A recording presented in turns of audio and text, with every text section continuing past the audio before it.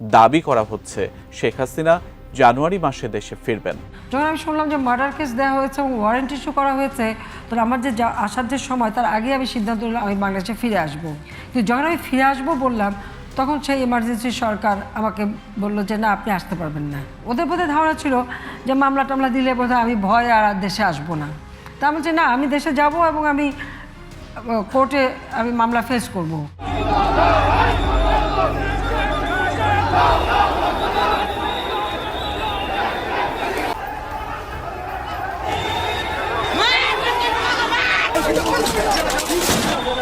কম আমরা লাঠিচার্জ করার চেষ্টা করি, কিন্তু হয় নাই। পরে আমরা এক পর্যায়ে আমাদের আত্মরক্ষার্থে আমরা পিছনে হটি।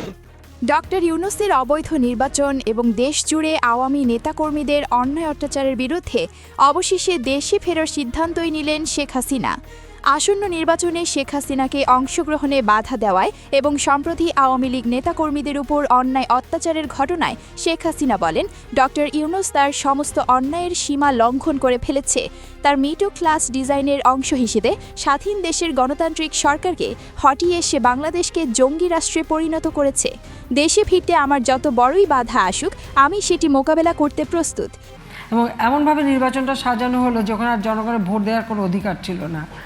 আমি জিদ ধরলাম যে আমি দেশে ফিরবই। একটা জিনিস ভালো ছিল যে আমি আন্তর্জাতিকভাবে খুব সমর্থন পেলাম, কারণ সকলের কথা এটাই ছিল। আর আমার যুক্তি ছিল, আমার বিরুদ্ধে মামলা দিয়েছে, ওয়ারেন্ট ইস্যু করেছে, আমি সেই মামলা মোকাবেলা করতে যাব, তাহলে আমাকে যেতে দেওয়া হবে না কেন?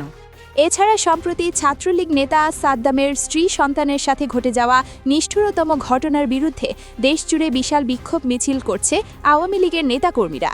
তাদেরকে পুলিশ এবং বিএনপি নেতাকর্মীরা বাধা দেওয়ার চেষ্টা করলে সবাইকে গণপিটুনি দেয় আওয়ামী লীগের বিশাল অঙ্গ সংগঠন।